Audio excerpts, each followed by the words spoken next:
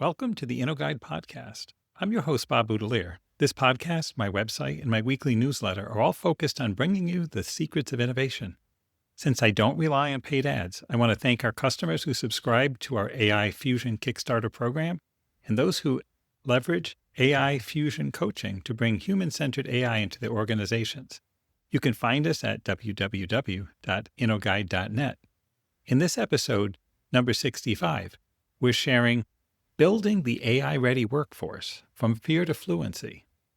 This podcast draws on insights and data from multiple reports, including the GenAI Divide, the State of AI in Business 2025 from MIT, AI Upskilling Guide for Executives from Bessemer Venture Partners, the AI Workforce Playbook, a step-by-step guide to upskilling at scale by Randstad Digital, Skills for an AI-Ready Workforce by the Southern Regional Education Board, and the Future of Jobs Report 2025 from the World Economic Forum. Without further ado, please enjoy this episode, Building the AI-Ready Workforce, From Fear to Fluency. Welcome to the InnoGuide podcast, where we share the works of authors and mentors to guide innovation. Let's get started.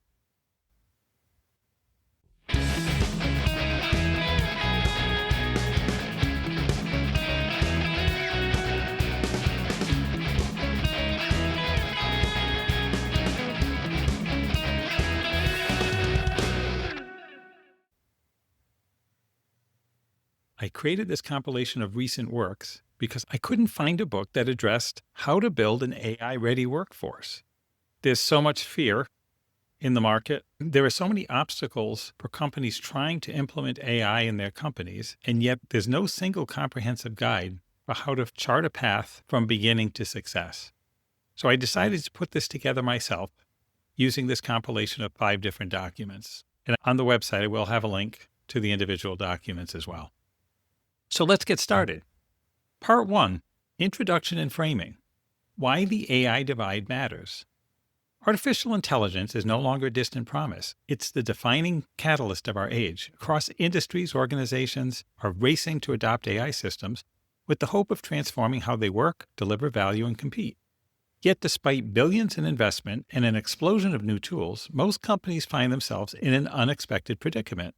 Adoption is high, but transformation is low.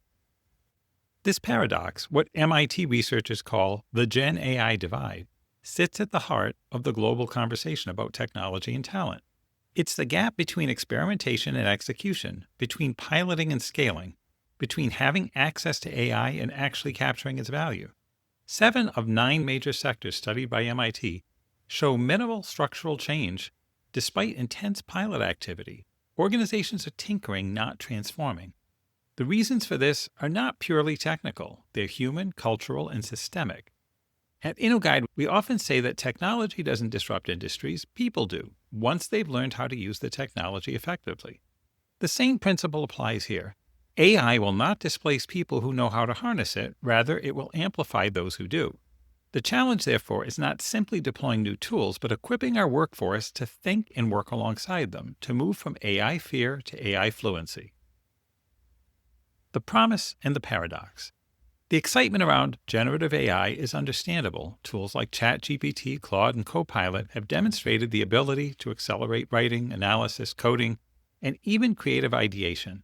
Executives see opportunity in efficiency gains, faster product development, and more responsive customer service.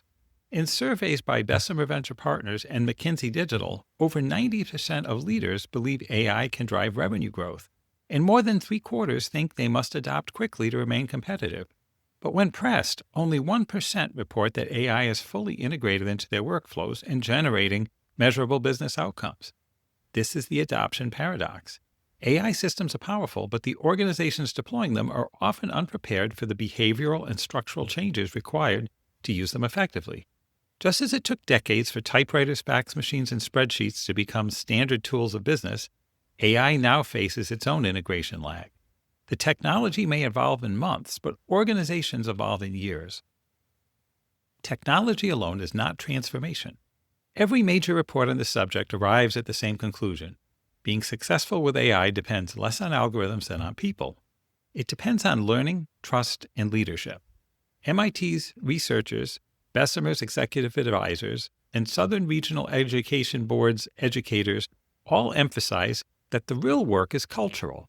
People need to understand not only how AI functions, but how it fits into their purpose and process. Without that understanding, even the most sophisticated models will sit unused or worse, create confusion and mistrust. Consider a parallel from earlier industrial shifts. When spreadsheet software first appeared, many accountants viewed it with skepticism. It took years of training, practice, and peer exchange before spreadsheets became indispensable. AI follows the same trajectory, except compressed into months instead of decades. To bridge that acceleration gap, leaders must commit to structured upskilling and thoughtful change management. From literacy to fluency, one useful framework comes from the Skills for an AI-Ready Workforce report by the Southern Regional Education Board. It describes 4 progressive stages of AI capability: awareness, exploration, application, and fluency. Awareness begins with fundamental literacy, understanding what AI is, where it appears in daily work, and how it influences decision-making. Exploration encourages safe experimentation under guidance, allowing individuals to interact with AI tools and observe outcomes. Application integrates AI into real tasks where employees use it to solve problems, generate insights, or automate routine steps. And finally, fluency represents mastery, the confident, ethical, and adaptive use of AI as a collaborator rather than a novelty.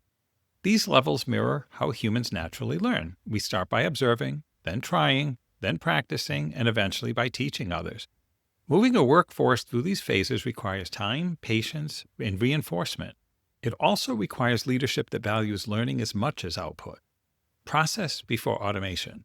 Randstad Digital's AI Workforce Playbook reminds us that automation is only as effective as the process it serves. Before introducing AI or workflow automation, organizations should analyze how work currently gets done, where inefficiencies are hiding, and what outcomes truly matter. Their guidance is simple: fix the process before you automate it. Otherwise, automation only scales the dysfunction. A flawed process executed faster by a machine is still a flawed process. It's also one that's going to need an awful lot of hand-holding and repair along the ways when all the corner cases show up. The playbook introduces practical tools, a gap analysis worksheet to identify skill shortages, a prioritization framework to focus resources, and collaborative mechanisms such as cross-functional teams and peer learning circles. These approaches transform AI adoption from a one-off project into an organizational capability. The human factor, trust and transparency.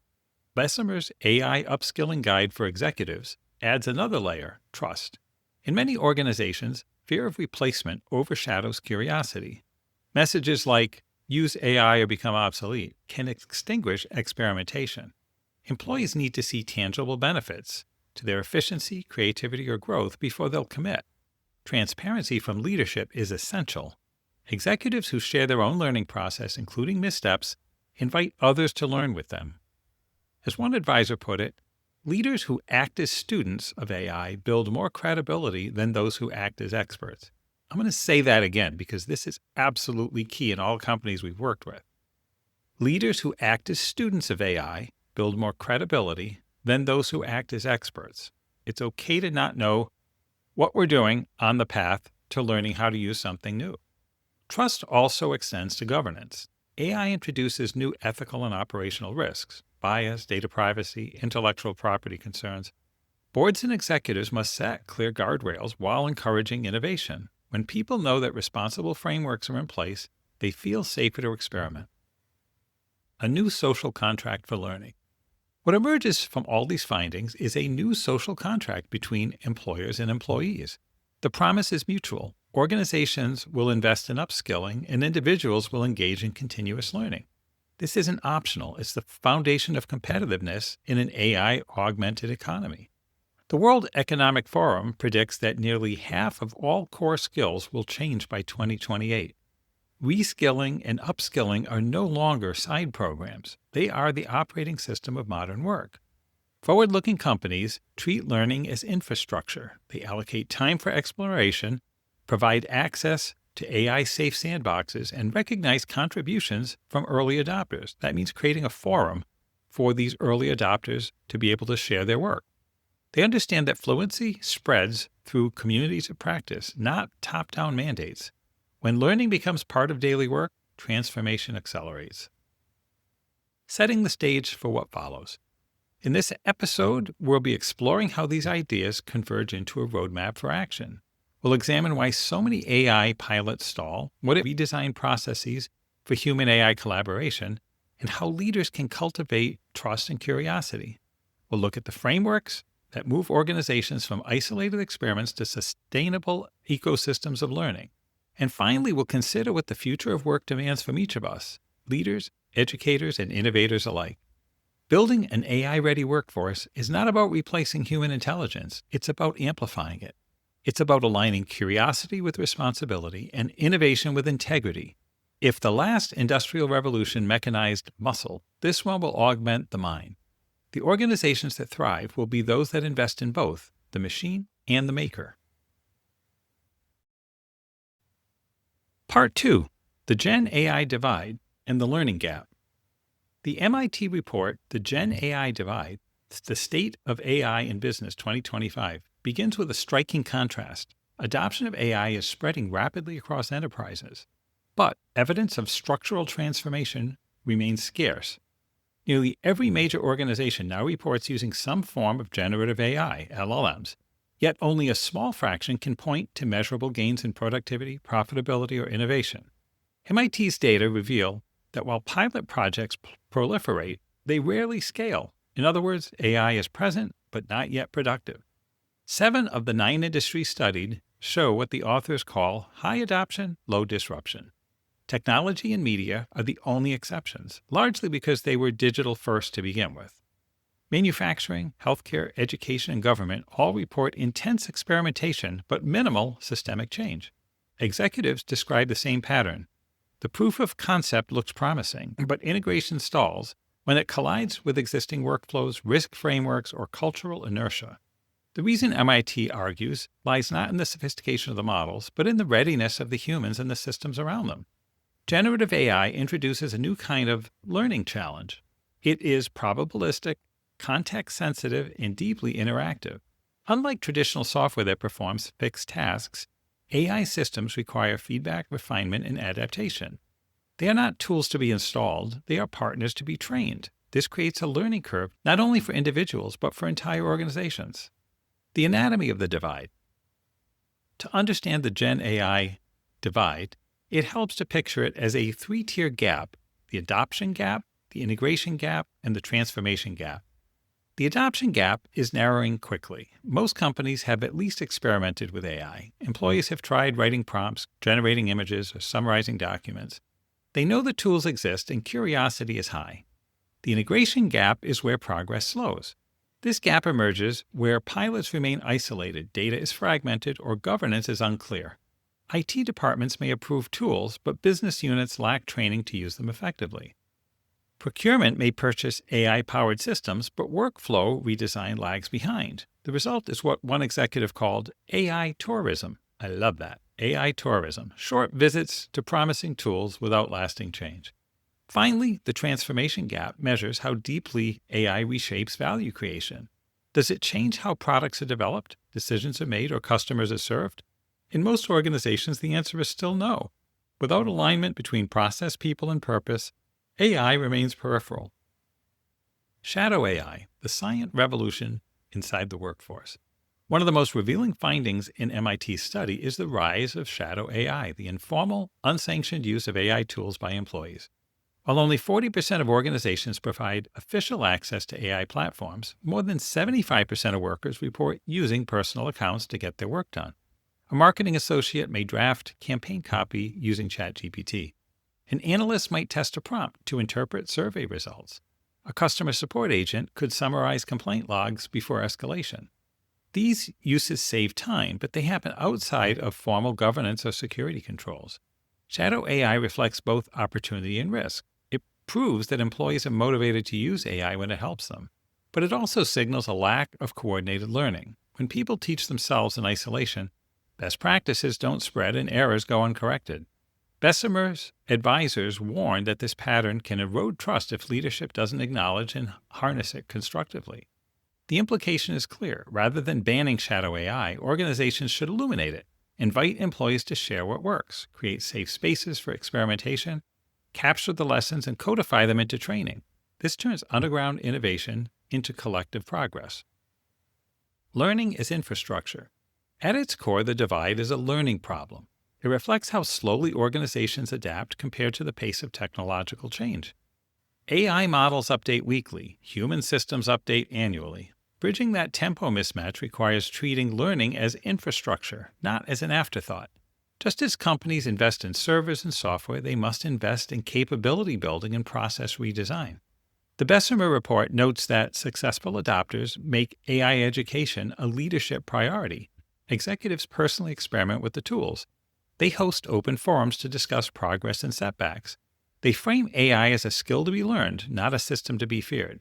In one case study, a global bank created an internal AI academy led by department heads, where each leader demonstrated the real use case from their function. Participation exceeded expectations, and within months, employees began submitting their own case studies. The bank reported not only efficiency gains, but higher engagement scores, a signal that learning itself had become energizing. The feedback loop of progress. MIT's analysis shows that organizations with strong feedback mechanisms, places where employees can share results, refine prompts, and iterate, achieve a faster ROI. In essence, they learn in loops rather than lines. Traditional projects move from pilot to review to rollout in discrete steps. AI projects benefit from constant iteration because every new dataset or prompt teaches the system something new. This mirrors how humans learn. When we receive feedback quickly and apply it, understanding deepens. When feedback is delayed or absent, progress stalls. The best organizations design for both: AI systems that learn from human correction and humans who learn from AI suggestion. This is the emerging discipline of augmented learning, a feedback partnership between humans and machines. The leadership dimension. A particularly important insight from both MIT and Bessemer is that AI transformation is not the CTO's project, it's the CEO's. Technology can be delegated, culture cannot. Leaders set the tone through their behavior. When a CEO openly uses generative AI to refine messaging or summarize reports, it normalizes experimentation. When they discuss failures and lessons learned, it humanizes the journey.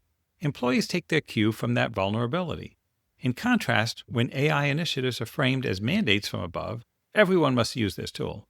That triggers resistance. People comply without conviction.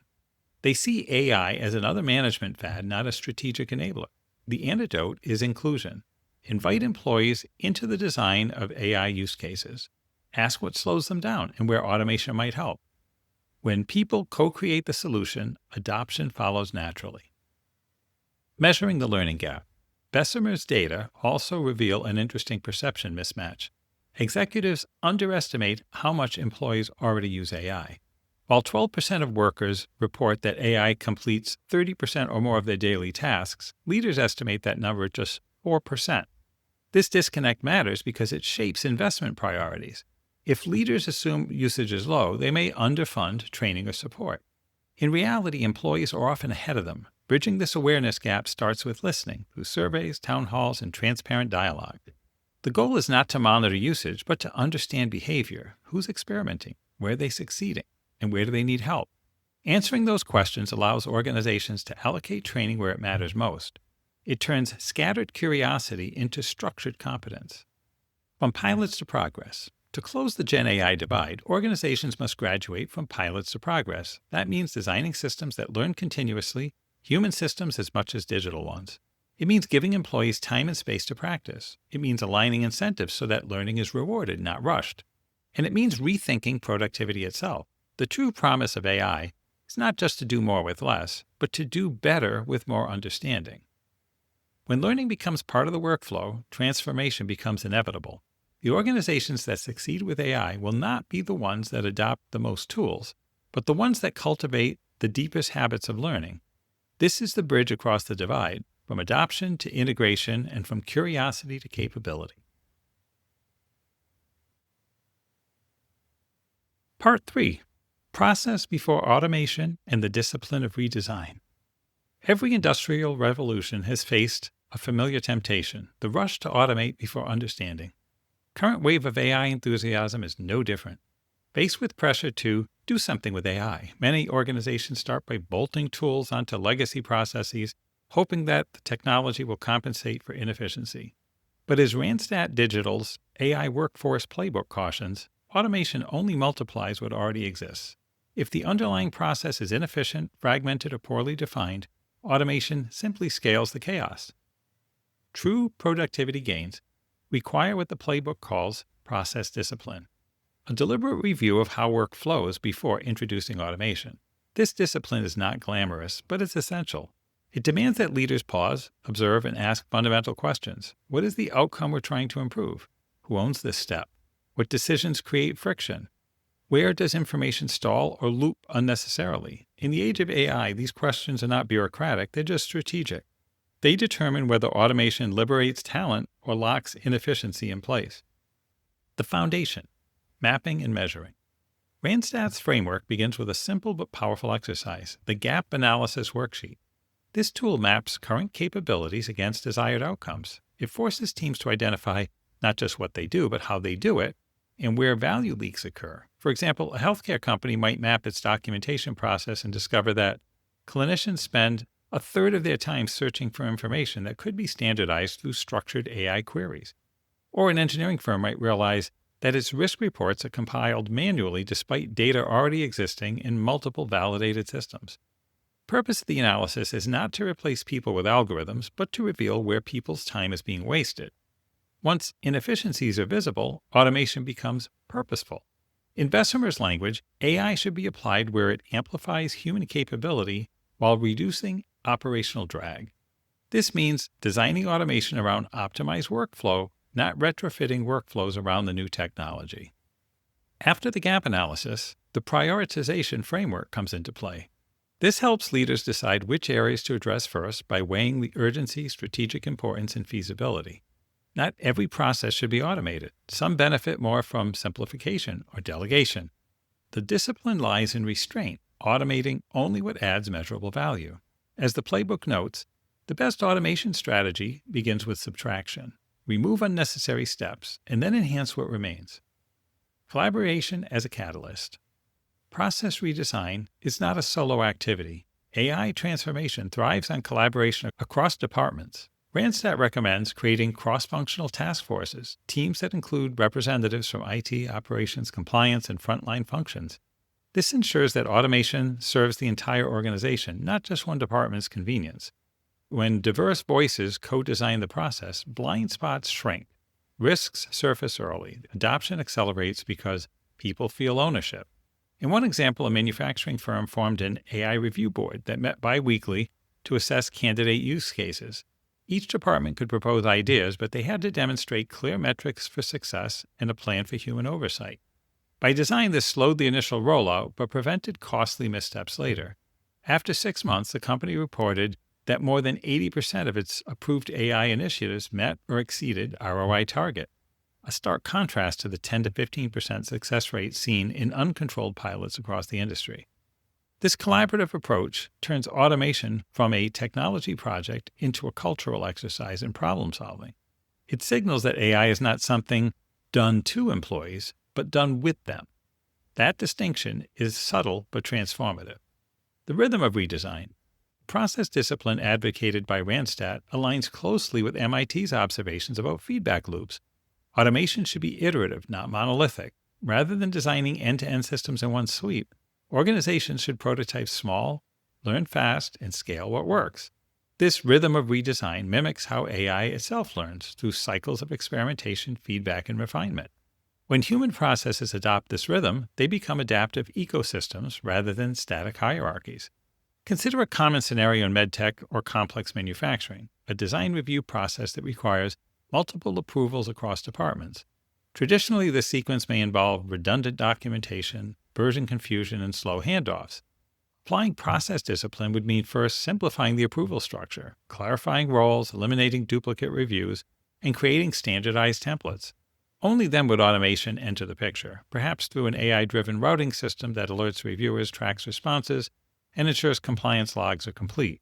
The automation succeeds not because of the algorithm, but because the process was already clean. Process before platform. This principle, process before platform, cannot be overstated. It appears in every major AI adoption report from 2024 to 2025. MIT calls it operational readiness. Bessemer frames it as leadership alignment. Randstad calls it workflow maturity.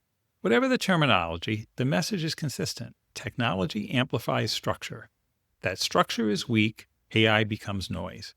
The temptation to skip this step is strong. Vendors promise plug-and-play solutions, executives face pressure to show quick wins. But quick wins without process alignment rarely endure. They create fragmented systems that generate more friction downstream. In the long run, the slow path, mapping, testing, refining, becomes the fastest path to sustainable adoption. A quote from Randstad's playbook captures it perfectly. Automation without optimization is acceleration without direction. Learning from legacy systems. History offers lessons in the consequences of skipping redesign. During the early wave of enterprise software in the 1990s, many organizations implemented large ERP systems without reevaluating their workflow. The result was costly complexity. Entire departments became trapped in rigid systems that mirrored outdated processes. It took years to unwind those errors. Today's AI revolution carries the same risk, but at digital speed. The difference is that this time organizations can learn from the past. Modern AI systems are modular and adaptable. They allow for incremental experimentation. Leaders can test automation in one function, measure impact, and adjust before scaling. The challenge is cultural, to value patience over haste, to see redesign as a strategic investment rather than a delay. As MIT's research reminds us, transformation follows understanding, not the other way around. When process and purpose align, process redesign also reconnects automation with purpose. Every workflow exists to serve a human outcome: safety, quality, compliance, innovation, or customer satisfaction. When automation aligns with that outcome, it enhances meaning rather than diminishing it. In healthcare, this might mean using AI to reduce administrative burden so clinicians can spend more time with patients. In manufacturing, it might mean using predictive analytics to prevent equipment failures, protecting both workers and production schedules. In every case, process discipline ensures that AI amplifies the right objectives. Continuous improvement as culture. Finally, process optimization must evolve from a one-time project to an ongoing discipline. The AI Workforce Playbook advocates for embedded tracking structures, dashboards that monitor progress, highlight milestones, and capture lessons learned. These tools transform process improvement from a phase to a culture. When teams see evidence of progress, shorter cycle times, fewer errors, higher satisfaction, they become champions of change. Recognition mechanisms such as internal certifications or milestone celebrations reinforce that culture. Success becomes visible, and visibility sustains momentum. In this way, process redesign becomes the foundation for all future automation. It builds confidence, reduces risk, and creates clarity. When organizations learn to optimize before they automate, they discover that AI is not a shortcut but a multiplier, one that rewards precision, patience, and purpose. This discipline, though often overlooked, is the quiet superpower of the most successful adopters. Part 4. Trust, Culture, and the Human Factor in AI Transformation. Every successful technological shift begins with a cultural one. No matter how advanced a system may be, it lives or dies by the willingness of people to use it, improve it, and trust it. In every study of AI adoption, from MIT's GenAI Divide to Bessemer's AI Upskilling Guide for Executives, one insight surfaces above all others. The greatest obstacle to AI transformation isn't technical, it's human. Bessemer's research highlights that 64% of CEOs believe success with AI depends more on human adoption than on the sophistication of the technology itself. That statistic reframes the challenge. If we want our organizations to evolve, we must help people feel confident, capable, and valued within the transformation. Fear paralyzes, trust mobilizes. The fragile psychology of transformation. The arrival of AI has revived an old anxiety that machines will replace human intelligence. Throughout history, each wave of automation has triggered similar fears. The printing press was accused of destroying memory. Calculator was expected to eliminate mental arithmetic. The spreadsheet, as one '80s analyst warns, would de-skill accounting. Instead, each of these tools became enablers, amplifiers of human capacity. AI follows the same pattern. But because its reach is cognitive rather than mechanical, the fear feels more personal. Leaders must navigate this psychological terrain carefully. Messaging matters.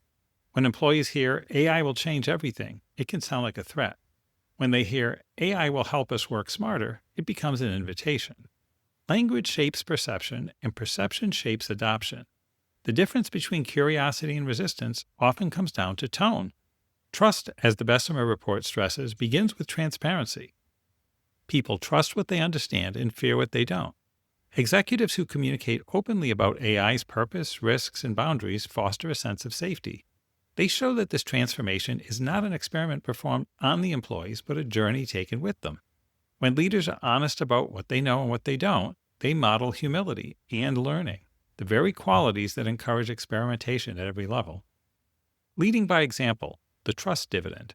Several companies profiled in Bessemer's report illustrate how trust multiplies adoption.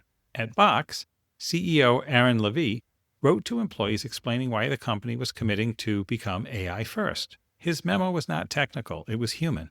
He described AI as a way to eliminate drudgery, speed decisions, and give employees more time to focus on creative and strategic work. He acknowledged the risks, privacy, bias, over-reliance, and assured the team that oversight would remain human. By framing AI as an assistant, not a replacement, Levy reduced anxiety and increased participation. The results were immediate. Employees began experimenting with internal use cases, onboarding bots, code suggestions, customer response summaries. Weekly meetings became forums for sharing experiments.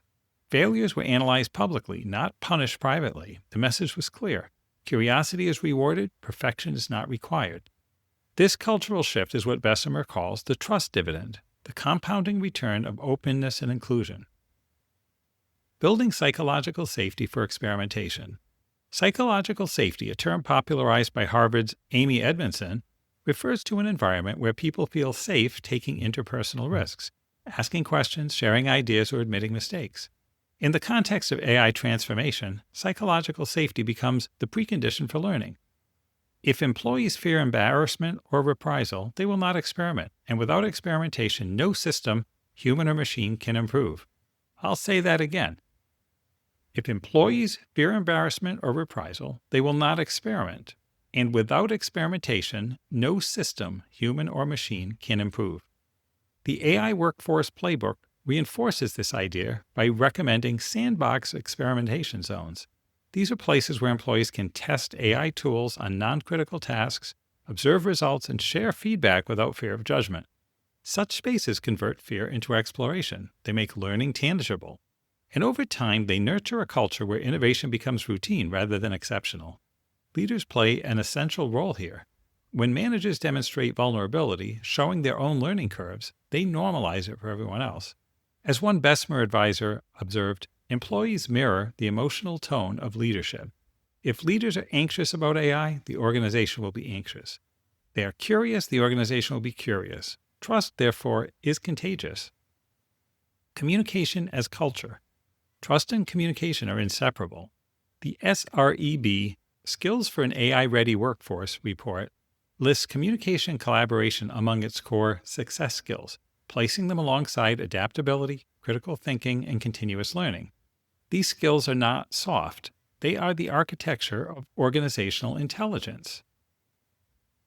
They enable teams to share insights, challenge assumptions, and refine collective understanding, all of which are critical when working with adaptive systems like AI. When communication flows freely, it becomes feedback. When it stalls, learning stops. The best AI-enabled organizations communicate across hierarchies, not just within them. Frontline workers who see operational pain points firsthand provide invaluable insight into where AI can help most. Executives, in turn, can align these insights with strategic priorities. This result is what SREB describes as a closed learning loop between education and execution. The ethics of empowerment. Trust also depends on fairness. Employees must see that AI is implemented responsibly, not as a surveillance tool or a shortcut to downsizing. Governance, therefore, is a form of empathy. It protects both people and purpose. Bessemer's experts advise establishing clear principles for ethical AI use, transparency of data sources, accountability for outcomes, and human oversight in all decisions that affect customers or employees. This approach reframes governance from a constraint into a covenant, a visible commitment to shared values. Transparency about data usage is particularly crucial. When people know what data is being collected, how it's analyzed, and how it influences outcomes, they become more willing to participate in AI initiatives.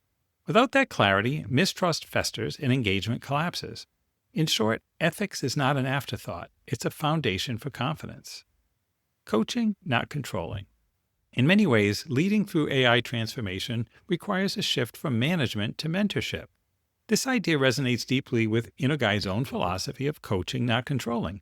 Managers who try to enforce AI adoption through compliance metrics will get resistance. By contrast, leaders who act as coaches, guiding exploration, encouraging curiosity, and celebrating progress, build capability faster. Coach communicates belief in people's potential. It signals trust. And trust, in turn, accelerates learning. This coaching mindset mirrors how we train AI models themselves. Machines improve through feedback, not punishment. Humans do too. When employees are coached rather than corrected, they internalize learning more deeply and share it more freely. This feedback dynamic, human to human and human to machine, forms the neural network of an adaptive organization. The cultural multiplier. The most advanced organizations view culture as a performance multiplier. They treat engagement, morale, and trust as measurable assets. In companies where employees report high trust in management, the probability of sustained AI adoption doubles.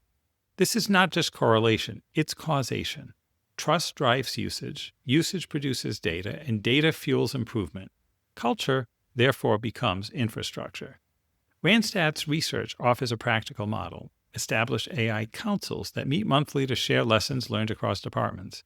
These forums combine technical oversight with human dialogue, ensuring that every automation initiative includes a cultural checkpoint. Questions like, how are employees responding and what feedback are we hearing, become as important as the technical metrics. This dual focus on code and culture transforms AI projects into learning systems rather than deployments. Beyond fear, the moral frontier of AI at work. At a deeper level, the conversation about trust invites a moral dimension. What does it mean to build organizations where humans and intelligent systems coexist? It means designing for dignity as well as efficiency. It means using AI to enhance judgment, not eliminate it. And it means acknowledging that the ultimate value of technology lies not in replacing humans, but in revealing what only humans can do. As one line from the World Economic Forum's Future of Jobs report puts it, technology will not replace people, but people who use technology will replace those who do not. The subtext, however, is equally important. Those who use it responsibly will outlast those who use it recklessly. Trust in that sense is both a moral compass and a competitive advantage. Building it is slow work, a conversation repeated daily in meetings, training sessions, and hallway questions. But once established, it becomes the invisible engine of transformation.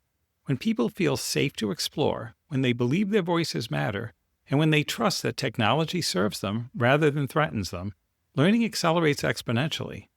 That is how cultures evolve, not through mandates, but through meaning. Part 5. Upskilling for Fluency, From Awareness to Mastery.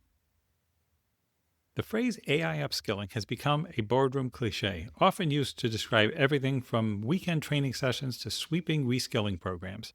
But behind the buzzword lies a genuine strategic necessity. Artificial intelligence is reshaping every profession, not by replacing roles outright, but by changing the skills those roles require. To remain relevant, individuals and organizations must transition from AI literacy to AI fluency. From literacy to fluency, the SREB model, the Southern Regional Education Board's Skills for an AI-Ready Workforce, offers perhaps the clearest roadmap for this transition. It defines AI readiness as a developmental journey through 4 progressive stages: awareness, exploration, application, and fluency. Awareness begins with understanding. It's the point where individuals learn the fundamentals of how AI systems function, what data they use, what outputs they produce, and where biases can occur. This stage demystifies the technology, replacing abstract fear with concrete knowledge. As the SREB report explains, awareness is about recognizing that AI is already here, in every search result, every recommendation, every sensor. By making the invisible visible, organizations lay the foundation for trust and engagement. Exploration moves from understanding to interaction.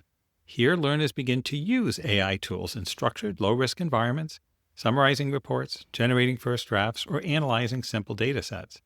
The purpose is experimentation without consequence.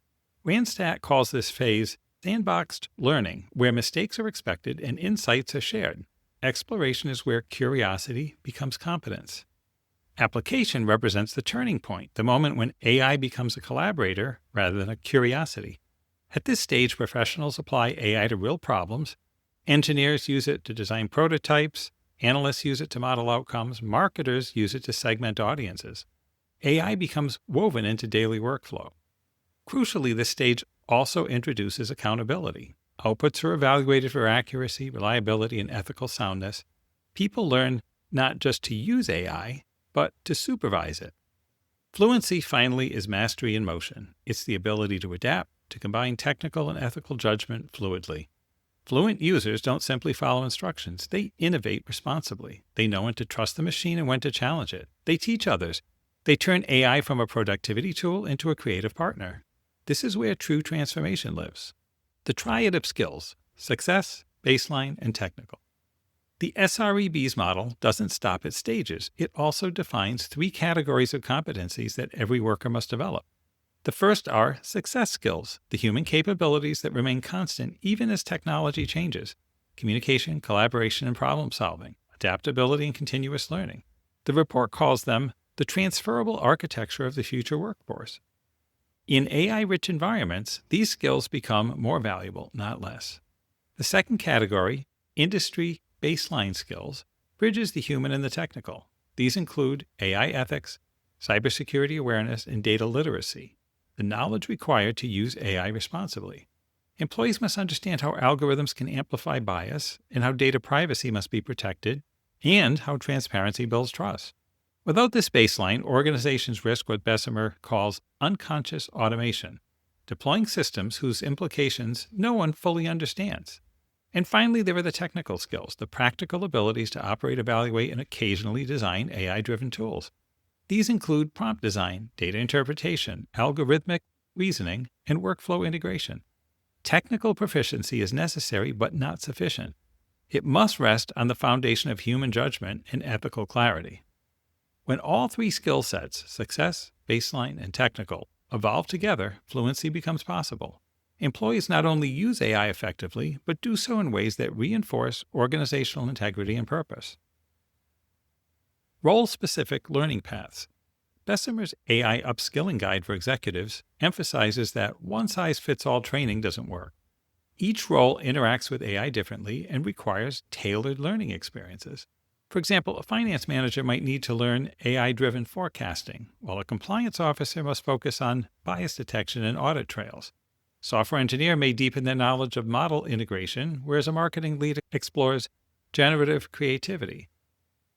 The guide recommends that leaders create role-specific learning paths aligned to strategic objectives. This ensures that AI training is not theoretical, but directly relevant to day-to-day work. When people can immediately apply what they learn, adoption accelerates. Moreover, it prevents training fatigue, the burnout that occurs when employees can't connect learning to tangible outcomes. Some organizations have taken this principle further by developing AI mentor roles. These are internal champions who guide peers, curate resources, and facilitate discussions. They bridge the gap between formal instruction and informal learning. Over time, they create what Bessemer calls a culture of peer-led fluency. Learning by doing and reflecting. AI fluency cannot be taught exclusively through lectures or videos. It must be experienced. That's why the AI Workforce Playbook promotes active, project-based learning. Its authors argue that the fastest way to build competence is through real use cases, building, testing, and iterating in small cycles. The process mirrors how AI systems themselves learn through feedback and refinement. For instance, a manufacturing firm might launch an internal AI challenge, inviting teams to automate one small process that consumes disproportionate time. Each project is evaluated not only for efficiency, but also for ethical and human impact. The most effective solutions are shared across the organization. This participatory model transforms training from a classroom activity into a movement. Reflection is the second half of the learning loop. After each experiment, teams should review what worked, what didn't, what assumptions changed. This reflection converts activity into understanding. It ensures that the lessons learned in one project transfer to the next. Without reflection, progress remains isolated. With it, learning compounds. Embedding upskilling into daily work. A recurring insight from all 5 reports is that upskilling cannot be episodic. It must be continuous and embedded into the flow of work. Randstad proposes that organizations treat learning as a measurable operation process, complete with dashboards and milestones. For example, tracking the percentage of employees who use AI weekly, the number of AI-related improvement proposals submitted, or the average time saved per automated task. These metrics transform learning from a soft activity into a performance driver. Embedded learning also means allocating time. Google's famous 20% time policy allowed employees to spend 1 day a week exploring projects outside their core duties. A similar principle can apply to AI exploration. Schedule time for experimentation without penalty for failure. This simple act signals that learning is not a distraction from work. It is the work. Recognition as reinforcement. Motivation grows when progress is visible. That's why Randstad's recognition mechanisms framework recommends celebrating achievements along the upskilling journey. Certifications, internal shoutouts, and even small symbolic rewards validate effort. More importantly, they reinforce identity. We are a learning organization. Recognition shifts the narrative from compliance, you must learn this, to pride. We're becoming fluent together. In one case study, a logistics company created digital badges for employees who completed AI micro-courses. As participation grew, those badges became informal credentials within the firm, visible signals of expertise and initiative. Employees began to seek them out, not for promotion, but for credibility. Within 6 months, the company saw measurable improvements in process efficiency and employee satisfaction. Upskilling had become part of its culture. Lifelong learning as a leadership mandate.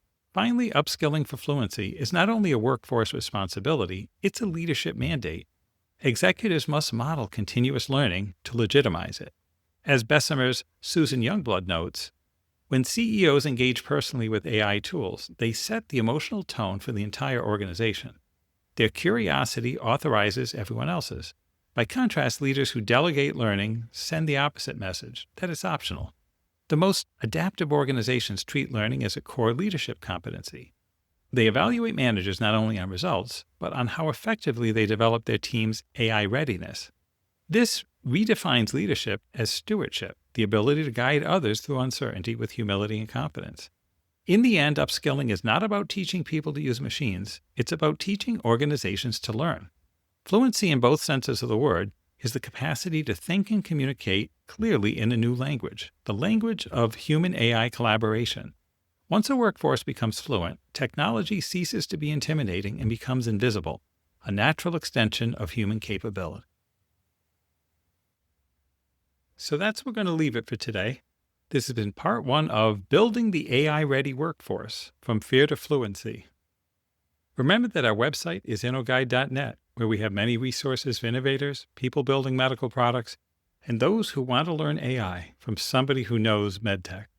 I want to thank Steve McIntyre for producing this, and I want to thank you for joining. I look forward to seeing you next time for part 2. That's a wrap.